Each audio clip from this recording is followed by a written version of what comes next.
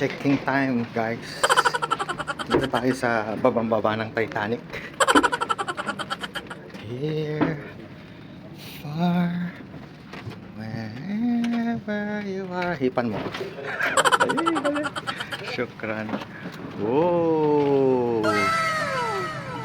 Okay, Cubs, pasensya na po talaga kayo at medyo na busy na naman ang lolo nyo. So, bali tuloy na po natin yung kwento. Ito yung first day namin dito sa Aswan. Bali, Aswan to Luxor po ito.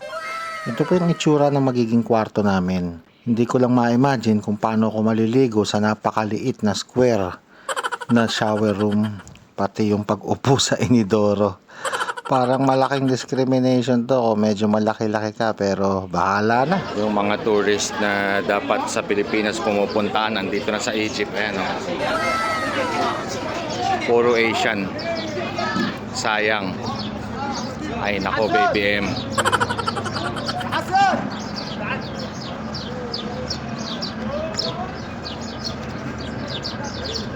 Bukas pa pala lalakad yung ship natin. So hindi ko alam kung anong plano. So dito muna mag-iikot sa Aswan at may kasamang tour guide. Yun ang pagkakaintindi ko. So maglalayag tong cruise ship natin bukas, sabi dun sa reception. Grabe, ang daming mga Asian dito. Dapat sa Pilipinas yan pumupunta. Sayang yung kita. Ayaw na nilang pumunta ng Pilipinas. So ano na, gutom ang tourism ng Pilipinas. Good luck sa inyo. Sino na naman sisisihin nyo? Duterte na naman. So guys, mabalik nga tayo sa kwento at dito may in-offer sa amin yung tourist guide. Bali, ang pupuntahan na lang namin, instead of the first itinerary originally, pupuntahan na lang kami ng Botanical Garden. And second, pupuntahan naman namin ang Nubian Village. Pero sa video to mga lods ay ipapakita ko sa inyo ang sistema at kung ano ang mga pangyayari, bagay-bagay sa paligid ng Aswan. Well, katulad niyan kabayan, isa yan sa mga example ng mga cruise ship na nakaparking dito sa Aswan. At ganyan po sila karami. Pila balde. At dito ay makikita nyo rin kung gaano kaganda yung sunset mga idol. At ang pinaka nakakainggit mga lods ay kitang-kita nyo kung gaano kasigla yung turismo dito sa Aswan. At isa lamang po ang ibig sabihin yan. Maraming tao ang may trabaho. Sa totoo lang kabayan, naguguluhan din ako Feeling ko kasi minsan much better tayong tao kaysa sa kanila. I mean, mga Pilipino kilalang madisiplina lalo na pagdating sa trabaho. Pero bakit ganon? Hindi nyo ba naiisip kung bakit dito ay kahit papano napakaayos ng turismo?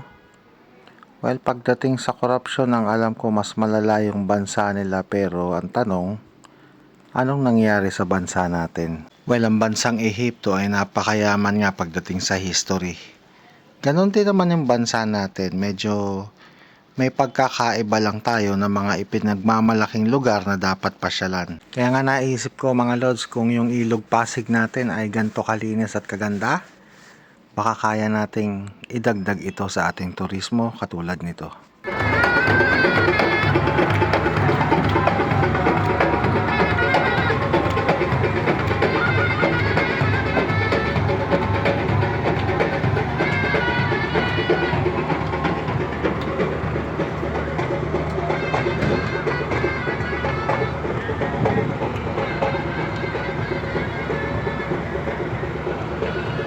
Sa mga bago lamang po pala sa page natin, huwag nakalimutan mag-like, follow at share. So, yung share, nasa inyo na po yan. Isang like, masayang-masaya na po ako dyan.